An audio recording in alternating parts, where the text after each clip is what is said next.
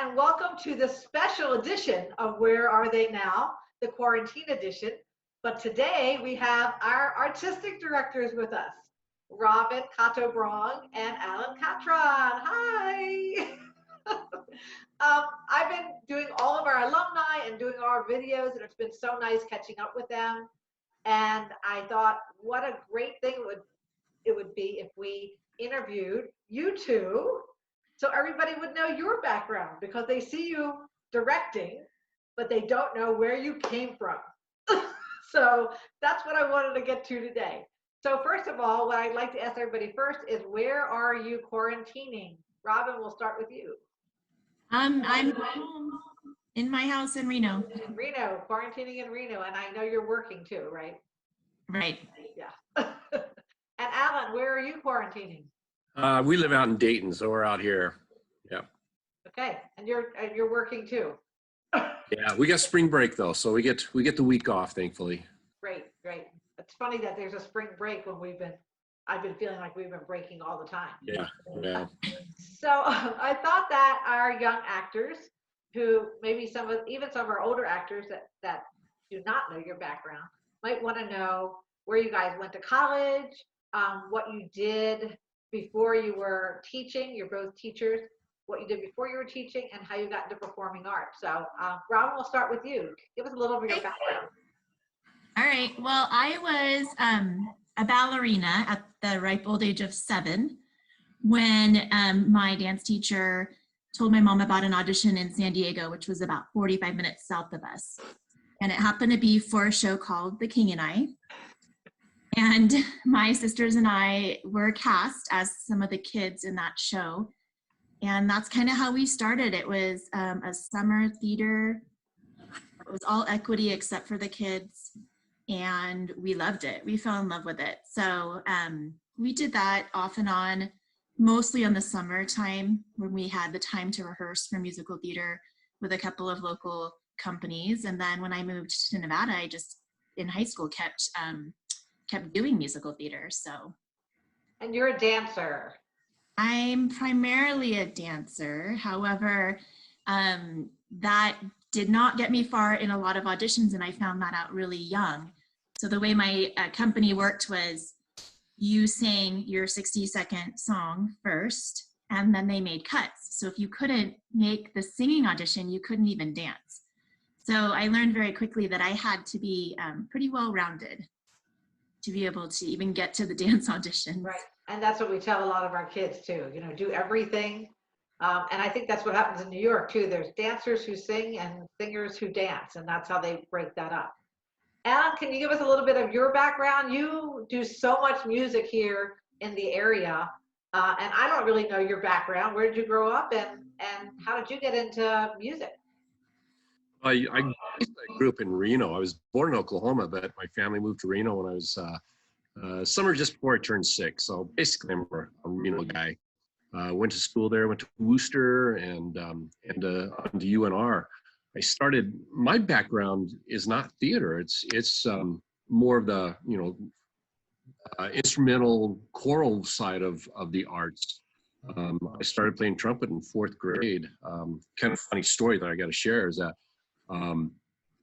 I found my dad's old trumpet in the garage. He played in school, and I was probably 3rd grade and just blowing on that trumpet. We had a beagle at the time, and that beagle just howled and howled. And my parents says, "Do you want to take band next year?" I was like, "Oh, okay." So I attribute my my trumpet playing career to a beagle named Snoopy and my torment of him. So that's where I started, was doing band all the way through school. I went to UNR to study music education. I didn't know I was going to study music education. I didn't know I was going to go become a teacher. Just kind of everything fell into place. Started taking, I sang when I was maybe middle school age in like the church choir, but really nothing serious. And I started later. Probably my junior and senior year, I think I started in the choir at UNR and sang there, and have just continued with that, and still played the trumpet, did a little choir. Eventually I went to the University of Idaho and do some graduate work. I got into a group there called the Vandaliers, which is a select group, and just kept singing. When I was in North Idaho, I taught up there for a little over 12 years, singing a little community group up there. Didn't get a whole lot of trumpet playing up there, not a lot of opportunities, but that's where I kind of did, started doing a little bit more theater, little community theater up there. But it wasn't until I got to Carson City in 2003 where I kind of jumped into more of the musical theater aspect, starting with some WNC shows. So I know both of you, I've seen both of you in shows at WNC, and I've been in a show with you guys because I don't do very many shows on stage, but we did do Les Mis together, which was amazing. But Robin, what are some of your favorite shows that you've done? Well, in all honesty, my favorite shows are the shows where I'm a part of the ensemble as a dancer, and that's my favorite part, is to be that backbone of the show and do the 8 costume changes and the 7 hair changes and learn 14 different numbers. Being a lead is a lot of work, and it's really rewarding. But my favorite ones are Les Mis, Damn Yankees, and the shows where I just kind of get to be a part of the background or the backbone of the show.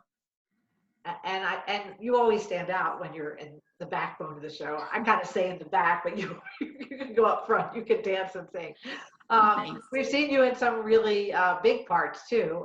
Chicago was a major part. Yeah, and that's the benefit of being a part of a community theater for almost 20 years and doing show after shows. Every once in a while, that perfect part for you comes along, or the director sees you as a perfect person for that part. So yeah, Velma in Chicago, and I've gotten to play a lot of my dream roles, like Louise in Carousel, Tup Tim and King and I. So. What about you, Alan? What are some of your favorite roles here in Carson, or when you were doing community theater other places?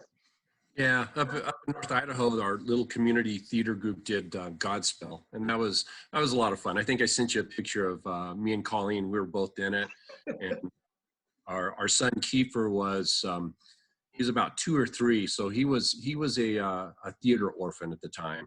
A lot of babysitters as we went through rehearsals and such, and had a lot of fun doing Godspell. But here in Carson, did Guys and Dolls, and that was a lot of fun. I like that show. And I'm kind of like Robin, I'm more comfortable in the ensemble. Just put me back. I don't do lead stuff. Though when we did Les Mis, I got a couple little solos. Scared to death. It's like I have to sing. You put a mic on me, really? I got to sing. So I'm okay in the ensemble more, I think. Do either of you have a dream role that you haven't done that you would really like to do? I was thinking about that, and I think my dream role right now would be to kind of round out my King and I experience and play Lady Tiang, who is the matriarch of the show. And it's not a lead part.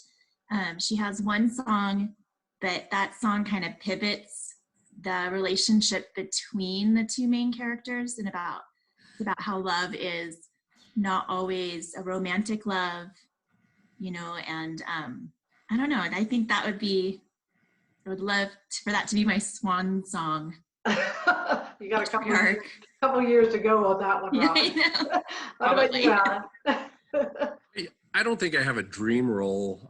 Like I said, I don't feel like I'm a lead person, but I always think it'd be kind of fun to be kind of that comedy sidekick. It might be a little push for me to be that comedy sidekick. So, but just being that comedy relief type of person, I could see myself doing more of that. Actually, I thought about auditioning for WNC's. They're doing Once Upon a Mattress. I thought maybe doing King Sextimus. It'd be a fun role. Those that don't know the show, King Sextimus is a mute. He doesn't talk, and so everything's done in mime, and it would be a challenge. I think that'd be a challenging role to do, but that comedy type of thing, I think, in any type of show, it'd be kind of fun to do.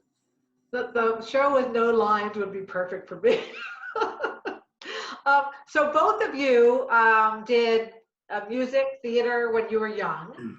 Why did you choose the careers that you've chosen, and why did you not choose to do that full time? So many of our young people, have their sights set on Broadway, they all Broadway, New York, LA, whatever. So tell us why you did or did not choose to do that full Go ahead, Robin. time. You're on, Robin. For me, I'm the oldest of 5 kids in my family. And so for me, teaching was just a natural career to go into, having taken care of them growing up. And for me, it keeps my hobby and my passion truly that, a hobby and a passion. I love musical theater and I love dancing and all of that, but I don't know that I would want it to be my work, if that makes sense. So I kind of get the best of both worlds. I feel like I'm on stage every day anyway in my classroom. There's a lot of acting going on. Be very excited about prepositions in teaching, and so I kind of feel like I get to, do that all day and then go to my hobby and my passion and do that on the side for fun for me, for kind of fills the soul. Great. Alan? Well, like I said, I grew up playing trumpet and all the music was just all a part of it.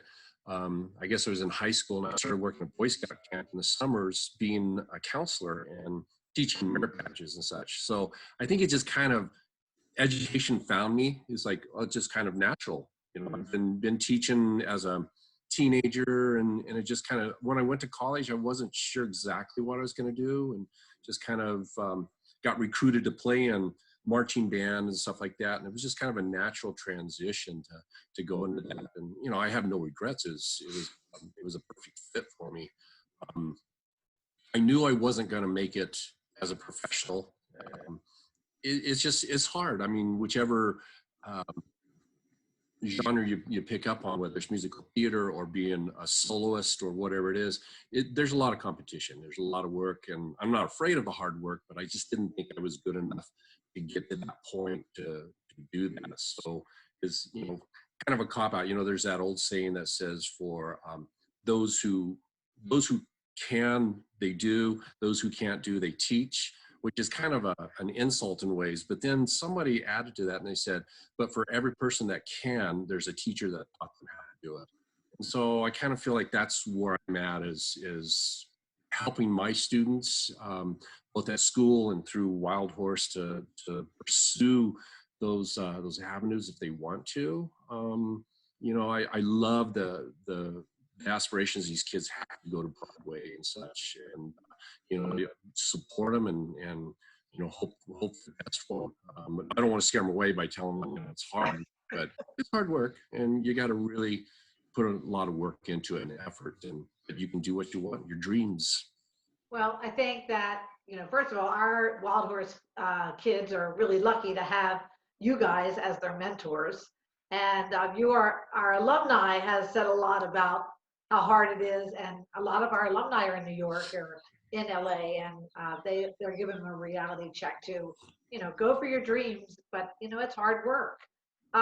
What are you guys, I know you guys are teaching now, and I know you do Wild Horse because I see you all the time, and I miss you guys so much. But Robin, you are still keeping avenues open to be on stage again if a show comes up that you really want to do.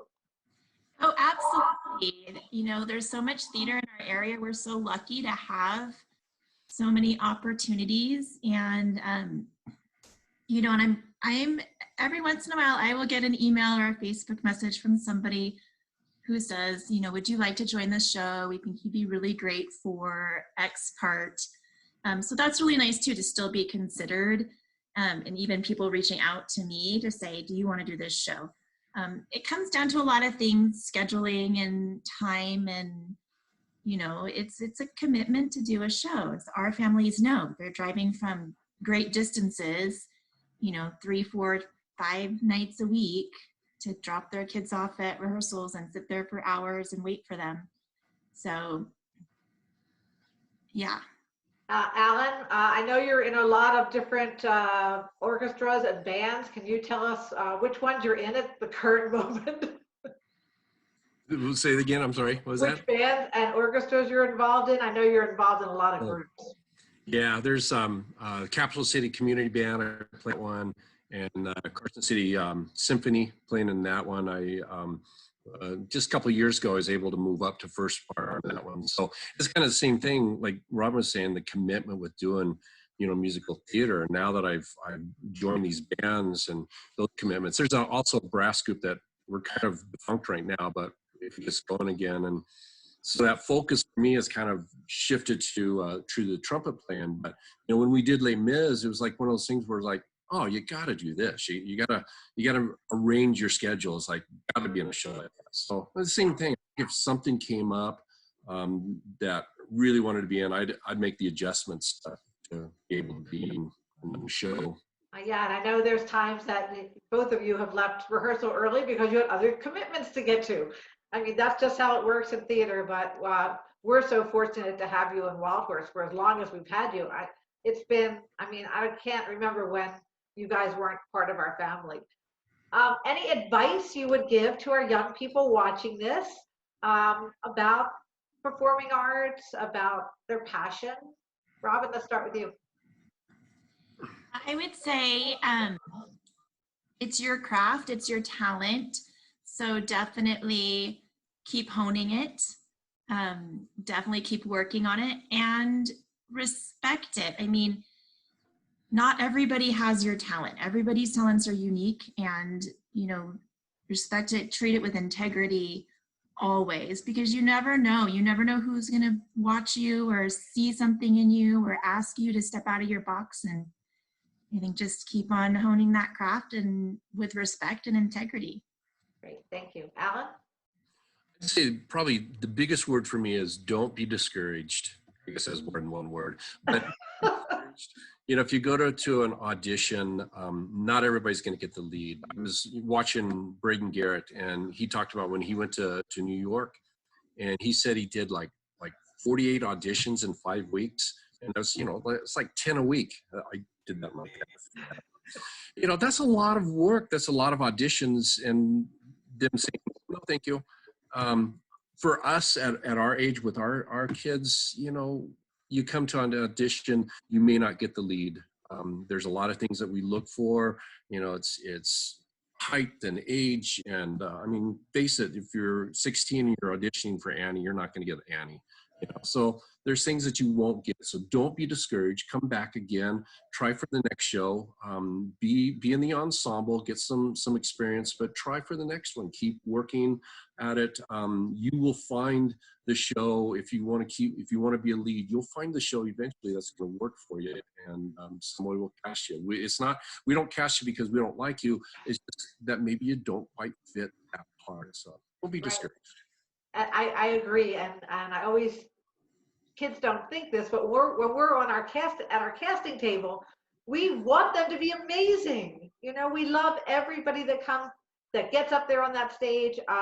I'm so proud of them because I am not a good auditioner. I don't like to go up on the stage and audition. So we are rooting for you when you're on stage to audition, because we want to have the best show possible. And just give us 100% all the time, and your passion and yourself. And Robin, that's what I've heard from a lot of our alumni also. Just be yourself. You are unique, and I've heard that from so many of our alumni who realize that, as they've grown up and grown out of Wild Horse. Well, this has been a great video and great time talking to you two, and I'm sure everybody is excited about hearing your background and seeing all the pictures we're going to post of you. I love all these pictures. Again, thank you, Robin and Alan, for being the part of Wild Horse that makes Wild Horse, and being with us for so many years. We couldn't do it without you. I always say it takes a village, and we have a great Wild Horse family and a great village. So thanks for being a part of it. I'll see you soon, I hope. We need to get back on stage. We miss being on stage. I miss seeing you on our Wednesday and Thursday nights. So hopefully that will happen again soon. Yeah. So anyway, everyone, Everybody be safe. thank you. Stay safe and healthy. Yeah. Guys. Bye. Bye. Or they die.